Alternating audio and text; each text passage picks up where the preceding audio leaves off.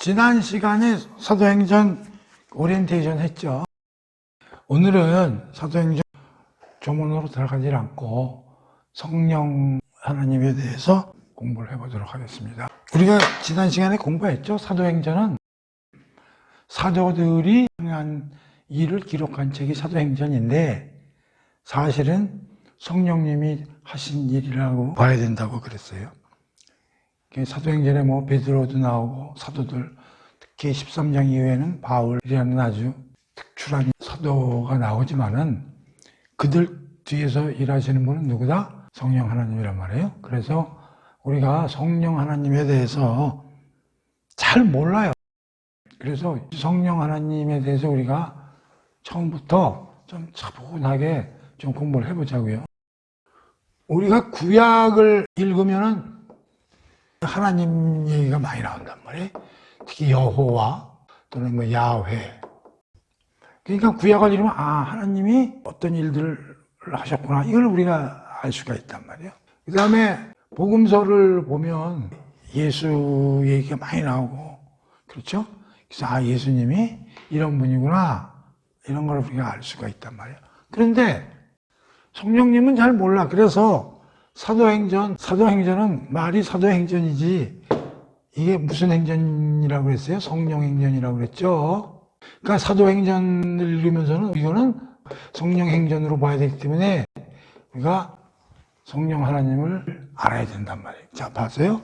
구약에서는 성부 하나님, 복음서에서는 성자 하나님, 사도행전에서는 성령 하나님에 대해서 포커스가 맞춰져 있다 이런. 물론 이 세 분은 다 함께 일을 하시지만 우리가 성경을 읽을 때 보면 어떤 분이 주로 일을 하시는가가 구약에서는 하나님, 복음서에서는 예수님, 사도행전에서는 성령 하나님이기 때문에 우리가 오늘부터 한 서너 번에 걸쳐서 성령 교리에 대해서 우리가 좀 공부를 해보도록 그렇게 하겠어요. 이게 하나님이나 예수님을 공부하는 것보다 좀 힘들어요. 성령 하나님이. 그러니까 기초부터 하나씩 해봅시다. 자, 우선 성령 하나님에 대해서 공부를 하는데 주의해야 될 점이 있어요. 우리가 성령 하나님에 대해서 우리가 공부를 하면서 주의해야 될 사항이 뭐냐면 극단적 해석이나 견해를 가져서는 안 된다는 거예요. 어떻게 해요? 극단적인 해석이나 견해를 갖고 있으면 안 된다 그런 얘기예요. 왜냐하면 이게 두 가지에 나뉠 수 있는데 너무 성령에 대해서 집착을 하거나 과신을 하거나 이런 파트가 하나 있고, 그럼 여기서는 어떤 문제가 나오냐면은 하나님 말씀에 치중하기보다는 감정적, 주관적 체험을 중시하게 되는 이러한 문제가 발생하게 되고요. 그러다 보니까 또 한편의 견해는 뭐냐면은 이 성령은 너무 기현상이 많이 일어난다. 그래서 거짓이나 과장을 싫어하는 나머지 아예 성령 하나님이나 성령 교리를 무시하고 배제해버리는 그런 문제가 생기는 거예요. 그러니까 우리는 이 양극단에 빠져서는 안 된다는 거지. 너무 성령에 집착하고 과신하다 보면 어떤 문제가 생기냐면 하나님의 말씀을 제치고 체험. 성령 하나님이 내가 꿈에 보였다, 환상에 보였다, 그 다음에 어떤 징조를 내가 봤다, 이런 거에 치중하다가 보니까 감정적이 되고 주관적인 체험에 빠지는 이러한 문제점이 발생한단 말이에요. 또 한편에서는 그러다 보니까 이거 너무 이쪽에 휘말려서는 안 되겠구나 해가지고 아예 성령 하나님이 하시는 일이라든가 이런 쪽을 아예 무시하고 배제해버리는 이런 극단적인 파트도 일어난다는 거예요. 이게 사실 어떻게 보면 교단마다 이 성령 하나님에 관한 여러 가지 이해하는 게 조금씩 차이도 많이 나고 그래요. 그래서 어떤 데는 이런 쪽에 많이 치우치고 어떤 교회나 교단은 이런 쪽에 많이 치우치는 그런 문제들이 발생하기 때문에 그래서 우리가 성령 공부를 잘 해놔야 된다. 그런 얘기예요. 오케이? 그러니까 항상 중용을 잘 유지를 해야 되는 거예요. 그런데 이제 우리가 성령 하나님을 공부하는 데 있어서 가장 또 힘들어하는 게 뭐냐면 호칭, 이것도 공부를 해야 돼. 성령에 대한 호칭이 성경에 다양하게 묘사가 되기 때문에 여기서부터 막 혼동이 오는 거예요. 하나님은 뭐 그냥 하나님 여호와, 야훼 딱 떨어지잖아요. 그 예수님도 뭐 하나님의 아들, 또는 예수, 또는 메시아, 뭐 그리스도 이렇게 우리가 이해가 되는데 이게 성령 하나님은 성령에 그냥 딱 고정되는 호칭으로 나오면 좋은데 다양한 그 호칭을 성경에서 보여주기 때문에 그걸 읽는 사람들이 이게 뭐야 이렇게 혼동이 된다는 거죠. 그래서 우리가 호칭부터 살펴봐야 된다는 거예요. 하나 살펴봅시다. 호칭부터. 자, 그래서 우선 1번 성부 하나님과 관련되는 호칭들이에요. 우선 하나하나 살펴봐야 되는데 그 성경을 찾아봅시다. 자, 창세기 1장 2절을 살펴보도록 하겠습니다. 창세기 1장 2절을 한번 쫙 펼쳐보세요. 오늘 성경 많이 쳤습니다. 읽어볼게요. 땅은 아무런 형태 없이 텅 비어 있었고, 저는 요 구약은 쉬운 성경을 가지고 지금 보고 있습니다. 그러니까 개역 개정하고는 조금 뉘앙스가 다를 거예요. 어둠만이 깊은 바다 위를 뒤덮고 있었다. 거기에 하나님의 영은 물 위에서 움직이고 있었고, 하나님의 영이라는 말이 나오죠? 성령이라고 나와야 되는데 하나님의 영. 그러니까 여기서 이제 또 우리가 헷갈리는 거야. 하나님의 영하고 성령은 뭔가? 그러면 성부, 하나님의 영은 성부하고 관련되는 거 아니야? 근데 그럼 성령하고는 어떻게 되나? 이런 이제 오해의 여지를 갖고 있는 거예요. 그래서 성령에 대한 호칭이 이렇게 다양하게 나오는데 하나님의 영, 그러니까 하나님의 이름이 붙으면서 하나님의 영이라는 호칭으로도 불린다 이런 얘기예요. 오케이? 자, 누가복음 4장 18절. 여기 줄을 보면은 이사야 61장 1절에 있는 걸 누가가 따온 거죠. 주의 성령이 내가 임하셨으니 이는 가난한 자에게 복음을 전하게 하시려고 내게 기름을 부으시고 나를 보내사 포로된 자에게 자유를, 눈먼 자에게 다시 보게 함을 전파하여 눌린 자를 자유롭게 하고 등등 해가지고 주의 성령 이렇게 나온단 말이에요. 주의 성령이 나에게 임하여. 그래서 주는 하나님을 뜻한단 말이에요. 이상하다. 그냥 여기서부터 성령 공부하기가 어려운 게 이 호칭부터 여러분들이 혼란을 가져오기 때문에 그런 거예요. 자, 그 다음에 많이 찾아봐야 됩니다. 이런 거를. 고린도전서 6장 11절. 제가 이걸 이 책 저 책 보면서 다 찾았어요. 고린도전서 6장 11절을 보면 너희 중에 이와 같은 자들이 있더니 주 예수 그리스도의 이름과 우리 하나님의 성령, 우리 하나님의 성령. 그 다음에 마태복음 10장 20절 한번 보겠습니다. 말하는 이는 너희가 아니라 너희 속에서 말씀하시느니 곧 너의 아버지의 성령. 이런 이제 호칭이 나오죠. 그 다음에 고린도후서 3장 3절. 너희는 우리로 말미암아 나타난 그리스도의 편지니 이는 먹으러 쓴 것이 아니하여 오직 살아계신 하나님의 영으로 쓴 것이다. 그 다음에 창세기 6장 3절. 여호와께서 이르시되 나의 영이 영원히 사람과 함께 하지 아니하리니. 나의 영이, 여기서 나의 영이라는 거는 하나님이죠. 시편 139편의 7절. 내가 주의 영을 떠나 어디로 가며 주의 앞에서 어디로 피하리까. 민수기 11장 29절. 모세가 그에게 이르되 네가 나를 두고 시기하느냐. 여호와께서 그의 영을. 로마서 8장 11절이요. 예수를 죽은 자 가운데서 살리신 이의 영이 너 안에 거하시면 그리스도 예수를 죽은 자 가운데서 살리신 이가 너희 안에 거하시는 그의 영으로 말미암아 너희 몸도 살리시리라. 여기서 이제 그의 영이 나오는데 여기서 그의 영은 여호와 하나님을 의미하는 거죠. 자, 이렇게 보면 구약과 신약을 오고 가면서 성령 그렇게만 나오면 좋은데 여호와와 관련시켜서 하나님의 영, 주의 영, 우리 하나님의 성령, 예수님이 얘기하시면서 나의 영 이런 식으로 해가지고 성부와 관련해서 다양한 호칭들이 성경에서 나열되어 있다 이런 얘기예요. 그러니까 이런 걸 읽으면서 우리가 굉장히 혼동이 많이 되는 게 이게 하나님을 뜻하나 성령 하나님을 뜻하나 이런 혼동이 되는 게 오케이. 그러나 영자가 붙으면 이건 성령 하나님을 얘기하는 거고 성령 하나님이 일하시는 걸 뜻하겠구나 이렇게 이해를 해야 된다 그런 얘기예요. 그래서 성부 하나님과 관련된 호칭들에 대해서 우리가 좀 알아봤고, 그 다음에 두 번째는 성자와 관련시키는 호칭들이 또 있어요. 사도행전 5장 9절 한번 살펴보겠습니다. 베드로가 이르되 너희가 어찌 함께 꾀하여 주의 영을 시험하려 하느냐. 보라, 내 남편을 장사하고 오는 사람들의 발이 문 앞에 이르렀으니, 이게 아나니와 삽비라 이야기인데 여기서의 베드로가 주의 영을 시험하느냐, 여기서 주의 영은 예수를 얘기하는 거예요.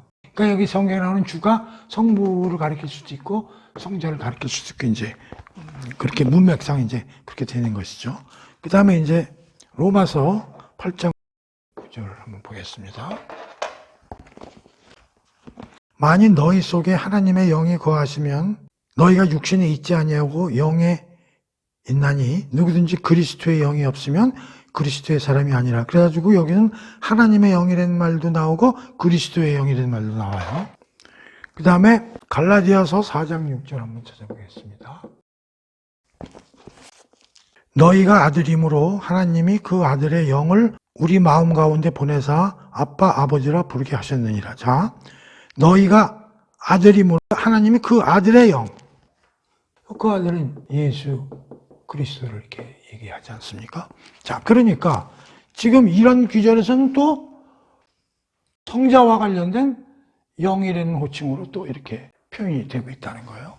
그 다음에 이렇게 성자나 성자와는 관련 없이 직접적이거나 개인적인 호칭들이 또 이제 보여지는데, 성령을 성결의 영이다 또 이렇게 표현하는 것도 이제 나오고요.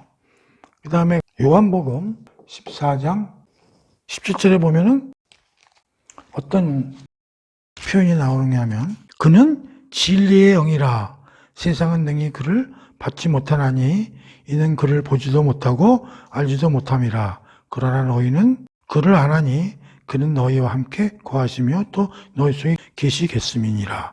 그래서 그는 무슨 영? 진리의 영이죠. 진리의 영이라고 또 표현하는 호칭들이 나오고요. 그 다음에 요한복음의 14장, 15장, 16장에 이제 보혜사, 그건 찾아보지 않겠어요? 내가 보혜사 성령을 내려보낼 것이니. 보혜사라는 명칭도 이제 나오고 있고요. 그 다음에 로마서 1장 4절에 보면 성결의 영으로는 죽은 자들 가운데서 부활하사 능력으로 하나님의 아들로 선포되셨으니 곧 우리 주 예수 그리스도니라 표현이 또 나오죠. 다음에 로마서 8장 2절, 이는 그리스도 예수 안에 있는 생명의 성령의 법이 죄와 사망의 법에서 너를 해방하였습니다. 생명 성령의 법, 이런 말로도 성경에 이제 표현되는 호칭이 있고요. 히브리서 9장 14절, 하물며 영원하신 성령으로 말미암아 흠없는 자기를 하나님께 드린 그리스도의 피, 이러면서 영원하신 성령 이런 말이 나와요. 그 다음에 요한 1서 2장 20절, 너희는 거룩하신 자에게서 기름 부음을 받고 모든 것을 아느니라. 여기서 거룩하신 자, 이게 성령을 뜻해요. 대충 찾아봤는데 왜 이걸 이렇게 하나씩 우리가 성경을 찾았느냐 하면, 저도 옛날에 이거 공부하면서 그냥 맞아, 성령은 무슨 하나님의 영, 주의 영 뭐 이런 식으로 막 혼용이 돼서 다양하게 쓰이는구나 그러고 그냥 넘어갔다고.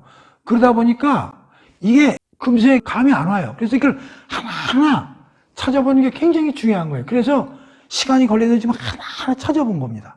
그러면서 내용을 좀 읽어보고, 그래야 이 성령님이 구약, 신약에 이렇게 다양한 호칭으로 곳곳에 포진이 돼 있어서 기록되어 있구나라는 거를 알 수가 있거든요. 그냥 지나가게 맞아, 그냥 호칭은 이렇게 다양하게 쓰지, 이렇게만 해가지고는 체화가 안 돼. 그래서 이걸 전부 이렇게 찾아본 거예요. 자, 봅시다. 그러니 우리가 성령에 대해서 공부를 하면서 너무너무 혼돈이 많이 오고 멘붕에 걸리는 게 바로 이 호칭에서부터 그렇다고. 그러니까 하나님이나 예수님은 심플하잖아요. 근데 성령님 보세요.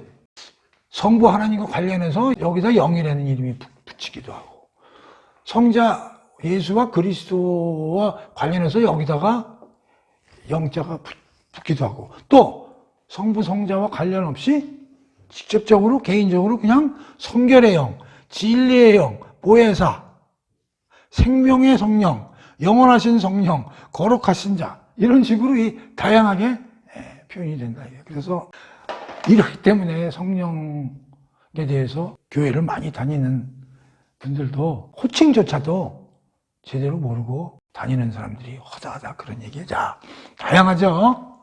그래서 뭐 이걸 외우라는 게 아니라 성령의 호칭들이 다양하게 기록되어 있구나 하는 것을 우리가 머릿속에 넣어야 된다.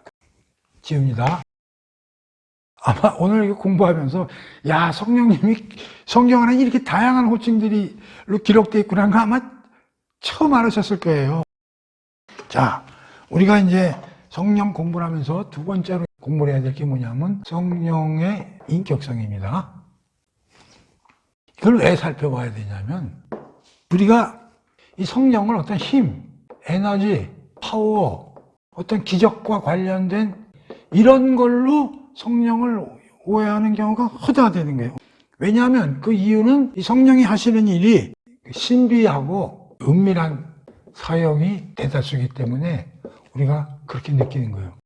그러니까 이 인격이라는 게 뭐냐면 우리와 같이 지정의를 가지고 생각과 감정과 의지 이런 걸 가지고 행동하시는 분이 아니라 그냥 힘이나 에너지, 파워 이런 걸로 이해하는 경우가 굉장히 많다는 거죠. 왜 그러냐면 성령께서 하시는 일이 되게 기적적인 일을 많이 하시고 은밀하고 신비한 일들을 많이 하시기 때문에 야, 이런 거 아니겠는가 그런 생각을 많이 갖기 때문에 그렇지 않다. 성령도 성부, 성자와 같은 똑같은 인격을 가지고 계신 분이라는 것을 우리가 이해해야 된다 그런 얘기예요. 또 하나는 이 성경에 보면 이 성령이 하시는 어떤 그 사역이나 이런 걸 보면 여기 큰 어떤 상징들이 나타난단 말이에요.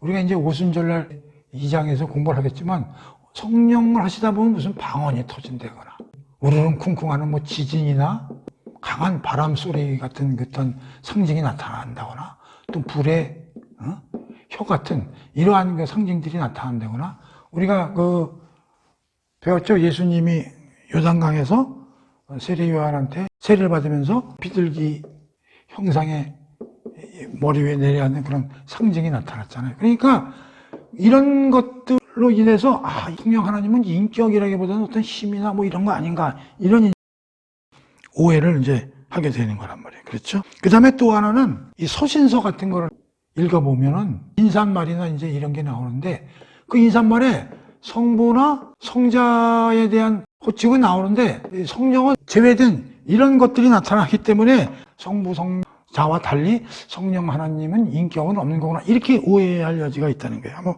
볼까요? 요한복음 17장 3절 같은 거 한번 보면요. 이거 예입니다. 요한복음 17장 3절 같은 데 보면 영생은 곧 유일하신 참 하나님과 그가 보내신 주 예수 그리스도를 아는 것이니라. 그러니까 영생이라는 건 하나님과 예수 그리스도를 아는 것이 곧 영생이라고 쓰였구나. 그러니까 여기서 성령은 안 나온단 말이야. 그러니까 예수하고 하나님하고는 이렇게 같은 인격체라고 느끼는데 성령이 여기 빠져 있으니까 성령은 좀 다른 어떤 특성을 가진 분이구나. 이렇게 이제 생각을 많이 이제 하게 되는 요소가 이제 이런 데서도 일어날 수 있다. 그런 얘기예요. 요한일서 1장 3절에 보면 우리가 보고 들은 바를 너희에게도 전함은 너희로 우리와 사귐이 있게 하려 함이라. 우리의 사귐은 아버지와 그의 아들 예수 그리스도와 더불어 누림이라. 또 하나님하고 예수 얘기만 하면 성령은 안 나온단 말이야. 그러니까 우리가 자꾸만 성경을 읽다 보면 성령은 자꾸만 빠져나가. 그렇죠? 그러다 보니까 성령은 인격체가 아닌가 보다. 이런 생각을 이제 우리가 하게 된다. 이제 그런 얘기예요. 그 다음에 이건 뭐 우리가 알 필요는 없는데 헬라어로 성령의 스피릿이라는 단어를 중성명사로 쓰다 보니까 무슨 사물 같은 그런 느낌이 이제 든다. 그런 얘기예요. 그래서 이런 걸로 인해서 인격성이 없는 걸로 이렇게 알고 있는 경우가 많은데 그렇지 않다. 그런 얘기죠. 그러면 성령님이 인격성을 갖고 있다는 걸 어디서 우리가 찾아볼 수 있느냐? 이것도 하나하나 찾아봅시다. 성령을 성부, 성자와 동일시하는 귀절, 찾아보면 마태복음 28장 19절, 그 다음에 고린도후서 13장 13절, 마태복음 28장 19절. 유명한 구절이죠. 대사명. 그러므로 너희는 가서 모든 민족을 제자로 삼아 아버지와 아들과 성령의 이름으로. 여기는 또 이렇게 성부, 성자, 성령 이름이 동일하게. 그러니까 아버지와 아들도 인격이라면 성령님도 인격체다, 그런 얘기예요. 고린도후서 13장 13절. 보통 교회 가면 맨 마지막에 이제 축도라고 이제 목사님들이 할 때 이게 쓰는 용어죠. 주 예수 그리스도의 은혜와 하나님의 사랑과 성령의 교통하심이. 그렇죠? 이게 이제 축도죠, 축도. 여기 보면 세 분 이름이 동시에 나와 있죠. 그래서 결코 성령님 무슨 파워나 힘, 이런 에너지, 이런 걸로 이해해서는 안 된다, 그런 얘기예요. 성령이 그리스도인들과 함께 하고 있다는 구절, 사도행전 15장 28절. 성령님은 우리와 함께 계시다. 그러니까 인격체가 아니면 함께 계실 수가 없는 거죠. 그렇죠? 그래서 사도행전 15장 28절을 찾아보겠습니다. 성령과 우리는 이 기묘한 것들 외에는 아무 짐도 너에게 지우지 아니하는 것이 옳은 줄 알았노니. 성령과 우리를 묶어서 기록하고 있는 구절이죠. 그 다음에 세 번째는 성령은 인격적 속성을 갖고 있다는 구절들인데요. 지, 정, 의. 보통 이제 인격체라는 건 지정의를 갖추고 있다고 보는 거거든요.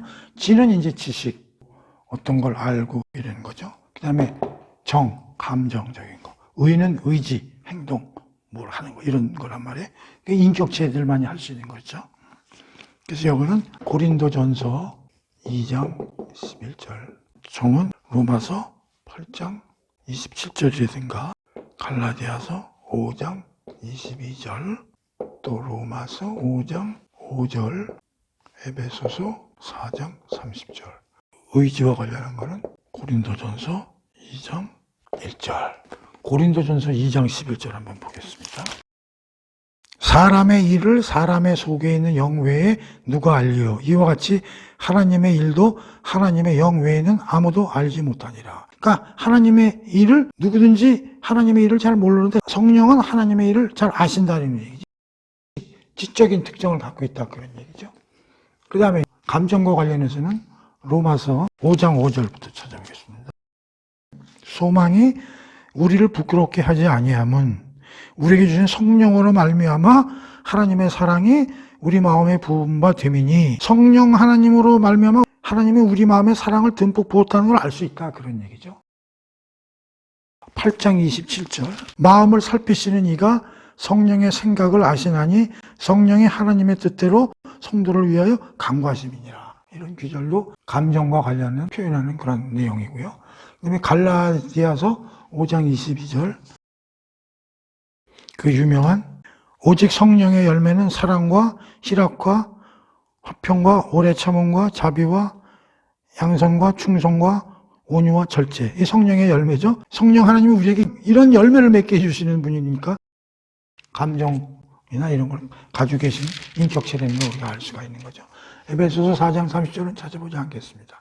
자, 고린도전서 12장 11절입니다. 이 모든 일은 같은 한 성령이 행하사 그의 뜻대로 각 사람에게 나누어 주시는 것이니라. 모든 일은 성령이 행하사, 성령님이 어떤 일을 강력하게 하신다는 얘기죠. 의지를 가지고. 그래서 성령님께서는 이런 여러 가지 규제를 통해서 지정이라는 특성을 가지고 있는 인격체라 하는 것을 우리에게 알 수 있는 그런 규절이 되고요. 그 다음에 네 번째는 성령께서는 인격체만이 하실 수 있는 사역을 하고 계신다는 걸 보여주는데, 고린도전서 2장 10절, 요한계시록 2장 7절, 몇 개만 찾아볼게요. 그냥 이건 로마서 8장 26절, 요한복음 15장 26절, 요한복음 16장 13절, 이 중에서 고린도전서 2장 10절, 오직 하나님이 성령으로 이것을 우리에게 보이셨으니 성령은 모든 것 곧 하나님의 깊은 것까지도 통달하시니라. 하나님의 모든 것까지 통달하신다는 게 이런 힘이나 이런 거는 그럴 수가 없는 거죠. 인격을 가지고 계신 분이기 때문에 이렇게 하나님의 모든 걸 통달하실 수 있는 그런 능력을 갖고 있었다, 그런 얘기죠. 그 다음에 요한복음 15장 26절 한번 찾아볼까요? 내가 아버지께로부터 너희에게 보낼 보혜사 곧 아버님께로부터 나오시는 진리의 성령이 오실 때에 그가 나를 증언하실 것이다. 그러니까 성령님이 그리스도에 대해서 모든 걸 증언하신다는 거죠. 그런 걸 하실 수 있는 분은 인격을 가진 분 아니면 하실 수가 없는 거죠. 그런 뭐 다 찾아보진 않겠어요. 그러니까 성령께서 하시는 일 중에 인격체가 아니면은 하실 수 없는 그런 내용들이 있다는 걸 보면 성령님은 힘이나 파워로 알아서는 안 된다, 그런 얘기죠. 그 다음에 성령님의 직무 자체가 인격적인 직무로서의 성격을 갖고 있다, 그런 얘기예요. 그래서 요한복음 14장 16절인데 이것도 뭐 찾아보지 않겠어요. 그 다음에 마지막으로 성령님을 어떻게 대우하나, 그런 얘기죠. 우리가 성령은 인격적 대우에 매우 민감하시다. 사도행전 5장 3절, 마태복음 12장 31, 32절, 히브리서 10장 29절, 에베소서 4장 30절. 이것도 이런 거죠. 또 요한복음 공부하셔서 많이 공부했죠. 성령님을 우리가 근심케 해서는 안 된다. 성령님을 우리가 무시해서는 안 된다. 그런 얘기들이 다 이게 뭐예요? 성령님은 우리가 성령님을 어떻게 대하시느냐에 따라서 굉장히 민감하게 반응하신다, 이제 그런 뜻이죠. 찾아볼까요? 몇 개? 마태복음 12장 31절, 32절 한번 볼까요?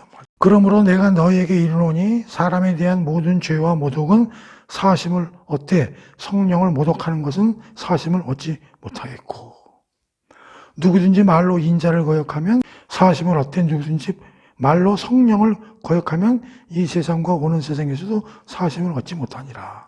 그러니까 성령님을 잘 대해야지, 성령님을 모독한다거나 거역한다거나 하면은 죄사함도 못 받는다는 그런 내용들이 마태복음에 쓰여 있네요. 그러니까 우리가 성령님을 어떻게 인격적으로 어떻게 대우하시느냐에 따라서 굉장히 민감하게 반응하신다, 이제 그런 규절들이 숨어 있다는 거죠. 자, 이런 걸로 봐가지고 성령님은 인격적인 특성을 가지고 계신 분이다 하는 얘기죠. 근데 이제 성령님과 관련해가지고 굉장히 귀중한 규절이 하나 있는데요. 그거를 오늘 하나 소개하겠습니다. 고린도전서, 이거 굉장히 중요한 규절인데요. 고린도전서 6장 19절 한번 보겠습니다. 너희 몸은 너희가 하나님께로부터 받은 바 너희 가운데 계신 성령의 전인들을 알지 못하느냐?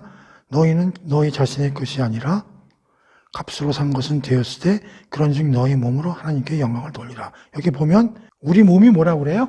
성령의 전. 다시 말하면 우리 몸이 성전, 성령이 거주하시는 집이라고, 집. 성령님이 인격을 가지고 계시다는 거에 핵심 규절이 이거라고. 성령님도 인격체이기 때문에 우리 안에 와서 같이 거하신다, 이런 얘기. 오순절날 성령 사건 이후로 예수 그리스도를 믿어서 크리스천이 되면 성령님이 우리 안에 와서 거하신다니까. 그래서 내가 이걸 보면서 무슨 생각을 하냐면 이런 생각을 해보는 거야. 여인들이 임신을 하면 그 태교라는 걸 하지 않습니까? 그 뱃속에 들어있는 아기한테 혹시 잘못된 영향을 미칠까봐 몸조심 엄청나게 하잖아요. 그러면 성령님이 우리 몸 안에 계신데 우리가 함부로 행동을 해서 되겠어요? 근데 우리가 그걸 잊어먹잖아요. 그러니까 고린도전서 6장 19절이라는 게 얼마나 귀중한 규절인가. 엄청난 규절이잖아요.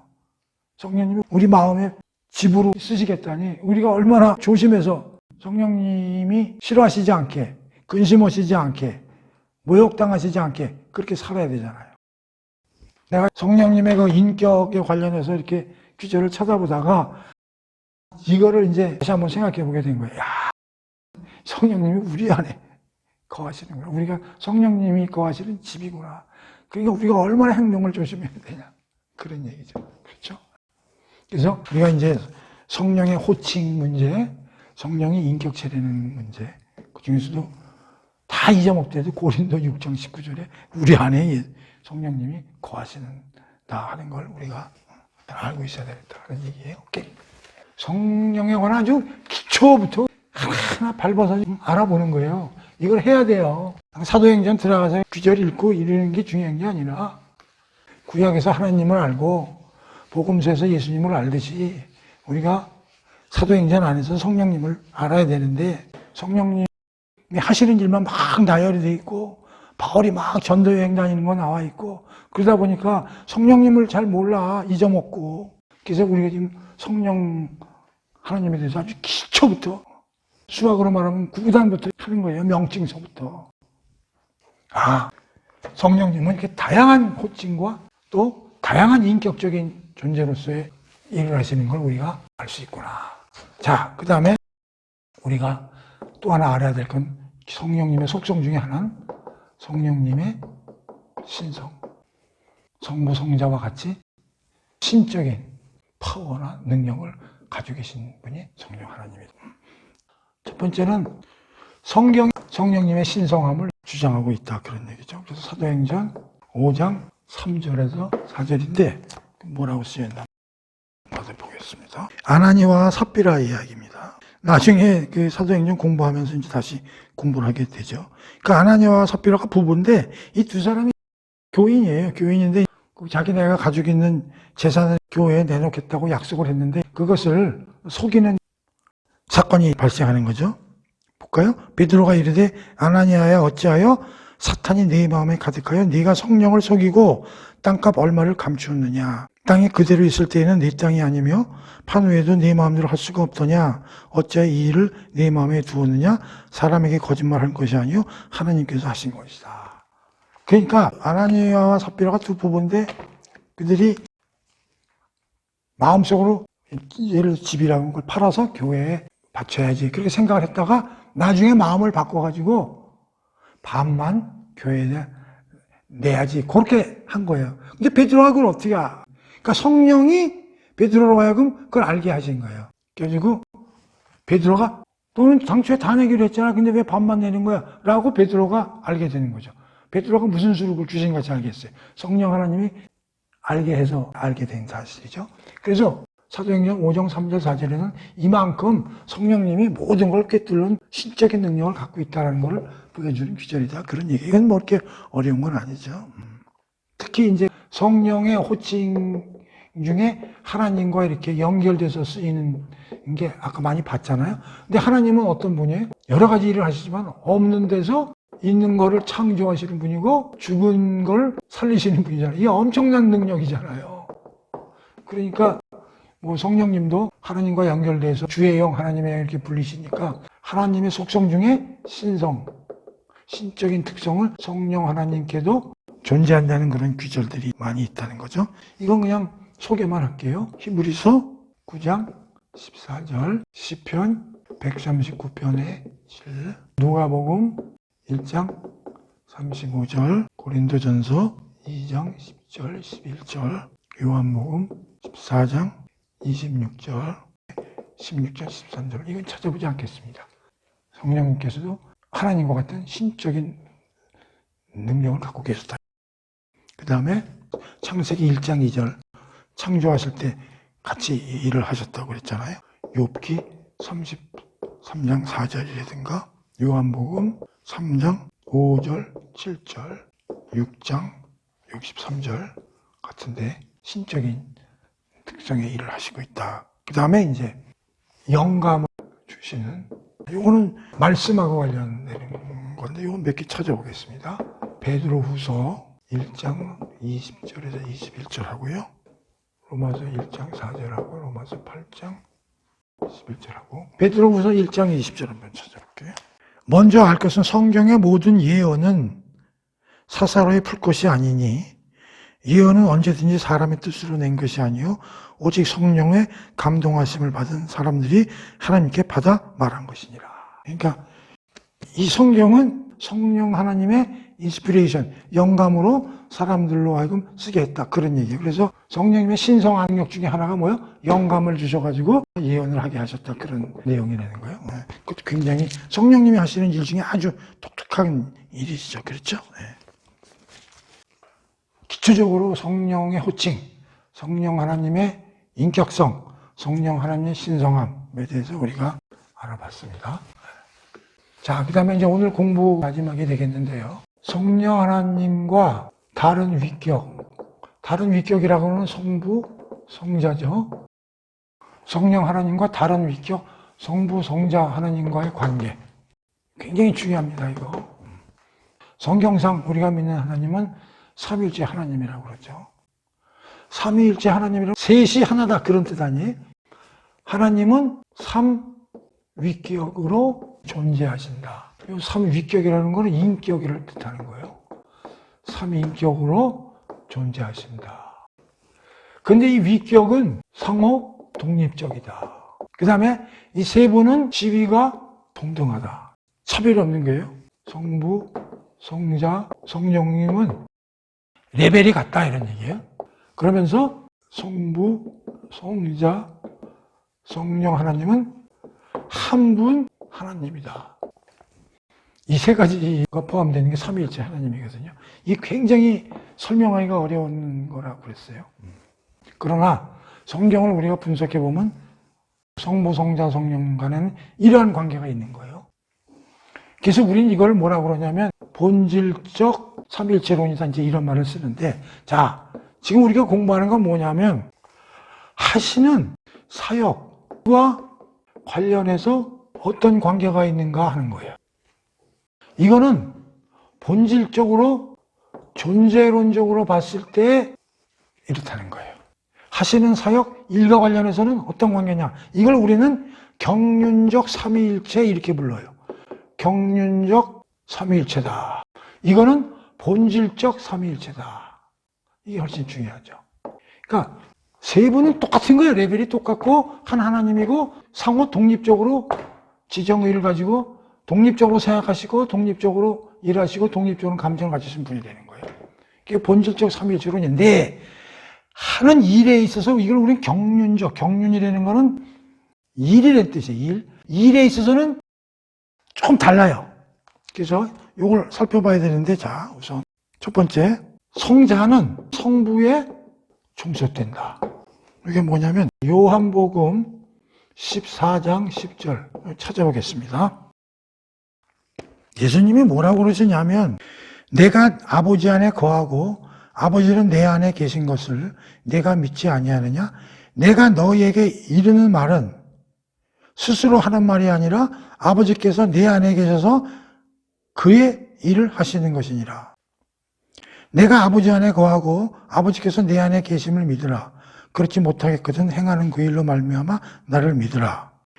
여기서 예수가 나는 하나님이 하시는 거를 하나님한테 내가 보고 배우고 한 것만 내가 여기 와서 말하고 행동하는 거지 그 이외의 것을 나는 하던 사람이 아니라고 얘기를 하시는 거예요.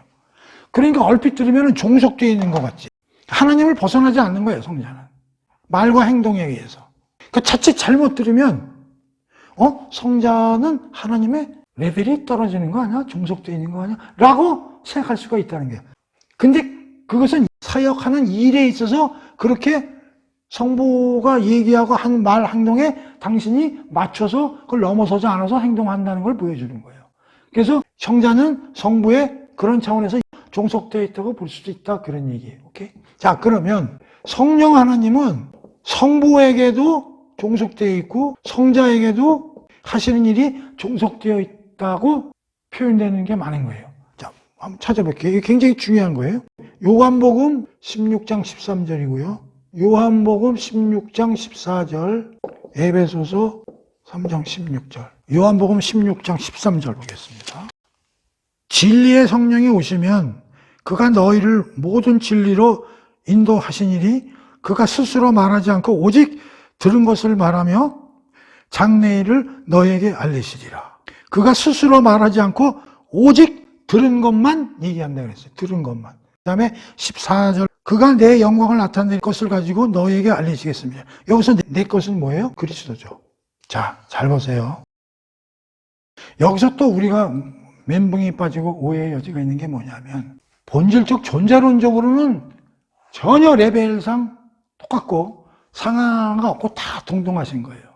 오케이? 그런데 하시는 일에 있어서는 약간의 차이가 발생하는데 레벨의 차이가 아니라 일하시는 데 있어서 예수는 하나님이 하시는 일에 그걸 넘어서려고 그러질 않고 성령 하나님은 성부 하나님이나 그리스도의 하시는 일이나 그 범위를 넘지 않으려고 일을 하시는 거예요. 그래서 이거를 우리는 경륜적 삼위일체론이라고 얘기를 하는 거예요. 그러다 보니까 어떤 오해의 여지가 있냐면 그러면 성부, 성자, 성령이 여기가 제일 높고 1등, 여기가 2등, 여기 3등 이러한 관념이 들기 때문에 잘못 생각하는 그런 오해를 범할 수가 있는 거예요. 그래서 미국의 신학자죠. 그 유명한 변증학자인데 코넬리우스 반틸 같은 분은 경륜적 삼위일체론을 얘기를 하지 않습니다.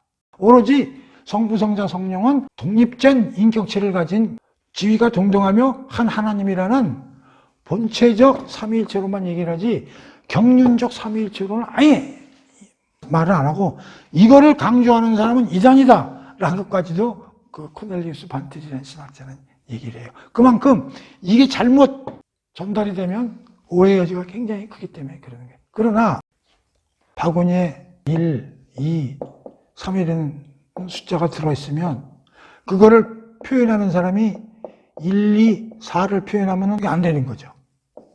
그 다음에 1, 2만 표현해도 안 되는 거죠. 그러니까 1, 2, 3만 표현하는 거죠. 그러니까 예수님이 하신 얘기는 뭐냐면 하나님이 가르치신 것만 그대로 받아서 내가 하는 거지 이거를 플러스하거나 마이너스하지 않는다. 다시 말하면 하나님과 나는 동등한 인격체다. 뒤집어서 겸손하게 얘기하면 나는 아버지가 하는 일 이외에는 안 한다 라고 이해할 수 있다는 거예요. 그러니까 여기서 우리가 종속된다는 말을 이게 레벨의 차이로 이해하지 말고 겸손한 차원에서 나는 그분이 하는 일을 넘어서지도 않고 빼먹지도 않게 그분과 동일하게 일을 한다. 이런 차원으로 이해를 하면 되는데 이게 자꾸만 종속이라는 단어를 이제 자꾸만 표현하게 되다 보니까 자칫 잘못하면 본질적 삼위일체론을 저해하게 되는 문제가 있기 때문에 경륜적 삼위일체라는 말은 쓰지 말자라고 코넬리우스 반틸이라는 분은 강하게 주장을 하는 거죠. 일리가 있는 얘기예요. 그러나 어떻든 간에 우리가 성령 하나님과 다른 유격과의 관계에서 본질적으로는 독립적이지만 같다 레벨이.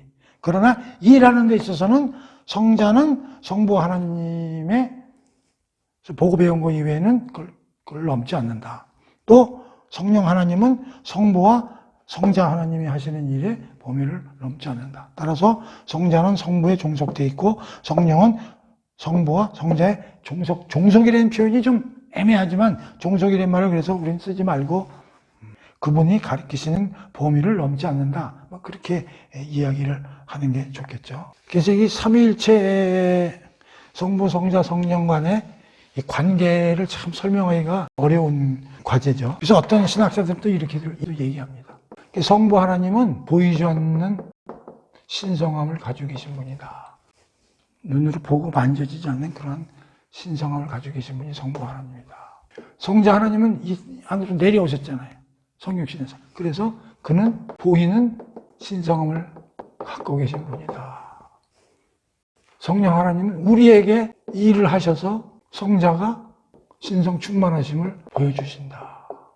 실제되게 하신다. 굉장히 어려운 개념인데 자 보세요. 여기 성부 하나님이 계세요. 성부 하나님은 성경에 보면 우리는 알지도 못하고 보지도 못하고 만지지도 못해요. 당연 어떻게 아느냐? 상징으로 그분이 우리와 함께 하시는 걸 알 수 있을 뿐이에요. 출애굽기나 이런 걸 보면 신의 산에서 쿵쿵쿵쿵 번개, 지진 이런 걸로 하나님이 내려오셔가지고 우리가 지금 함께 계시구나 걸 그런 걸 통해서 감으로 체험할 수 있는 것이지 보거나 만질 수가 없는 분이란 말이에요. 그런데 이 성자 하나님은 어떻게 됐어요? 세상으로 내려오셨다. 그러니까 우리가 볼 수 있는 거잖아요. 성자 하나님. 만질 수도 있고 볼 수도 있는 분이잖아요. 그런데 성부 하나님은 당신의 신성과 모든 걸 이 안에 넣어 놓으셨다. 계시하셨다. 그러니까 우리가 성자 하나님을 봄으로써 하나님을 알 수 있는 거지 하나님을 다이렉트로 알 수는 없는 거예요. 보내신 거예요, 세상에. 그러니까 여기를 통해서 나를 알아라. 그래서 이 안에 모든 당신의 특성과 모든 신성 충만함을 다 여기다 집어넣어 놓으신 거예요. 성자 안에.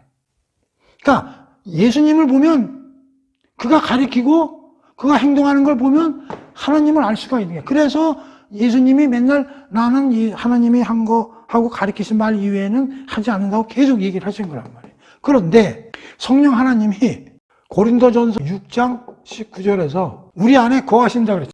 성령님이 우리 안에 거하셔서 예수님이 우리 안에 실제화시키는 게 성령 하나님의 사역이다 그런 얘기예요. 그러니까 성자 하나님이 이렇게 오셨지만 이 오신 분을 내가 깨닫게 하시는 분이 성령 하나님이라는 게 성령 하나님이 내 안에 거하셔서 예수님을 내 안에 실제화시키신다 그런 얘기예요. 그래서 우리가 성자 하나님을 알게 되고 그를 통해서 우리가 하나님을 알게 된다 그런 얘기예요. 그러니까 성령 하나님이 우리 안에서 일을 안 하시면 모르는 거예요. 예수님이 와서 일을 하셨는데도 불구하고 그 안에 하나님의 모든 게 충만함과 계시함이 있는데도 불구하고 우리는 그걸 알 수가 없는 거예요. 성령님이 와서 내 안에서 일을 하심으로써 예수님이 진짜 그런 분이고 와서 하고 이런 일을 깨닫게 되고 내 안에서 성자님이 그림으로 비춰지는 거죠. 그래서 그를 통해서 우리는 하나님을 알게 되는 이런 일이 벌어진다 그런 얘기. 그래서 이 성령 교리에서 오늘 공부한 게 뭐냐면 성령님의 호칭, 성령님의 인격성, 성령님의 신성하심 다 그 성경 구절을 찾아보면서 공부를 했고 특히 성령 하나님과 다른 위격과의 관계, 그래서 본체적인 관계는 전혀 레벨에 차이가 없다. 그리고 독립된 인격체를 가지고 독립된 스스로 생각하고 감정을 가지시고 의지를 가지신 분이다. 그러나 하나님이 하는 일에 있어서는 나름대로 성자는 성부에게, 성령은 성부와 성자에게 종속돼서 일을 하신다. 그걸 경륜적 삼위일체론이라고 그러는데 잘못 들으면 본질적으로도 종속되어 있는 것 같은데 그거는 그렇게 생각해서는 안 된다. 그 다음에 성부는 하나님은 보이지 않는 실체고 예수님은 이 세상에 오심으로써 하나님의 모든 계시됨을 다 가지고 내려오셨고 그래서 우리는 성자 하나님을 알므로써 하나님을 알 수 있는데 그 성자 하나님을 어떻게 구체적으로 아느냐 하는 것은 성령 하나님이 우리에게 거하셔서 성자 하나님이 우리 안에서 실체화되게 일하신 분이 성령 하나님이시다. 그렇게 해서 삼위일체 하나님에 대한 관계, 본체적 관계, 경륜적 일하심의 관계를 오늘 좀 공부를 해봤습니다. 그렇게 쉽지 않은 과제인데 하여튼 잘 좀 이해를 하시도록 하고요. 그래서 오늘은 이걸로 기초적인 성경 하나님에 대해서 스타팅을 했고 요 다음 시간에는 이제 성령님이 구체적으로 어떤 일을 구체적으로 하시는가를 오순절날 성령 강림 사건을 가운데 두고 오순절 성령 강림 사건 이전에 성령님이 하신 일 그리고 오순절날의 어떤 의미 그리고 오순절날 이후에 성령님은 어떻게 일하시는 방법이 틀려지셨는지 하는 것을 요 다음 시간에 공부하도록 하겠습니다. 자, 오늘은 여기까지 공부하도록 하겠습니다.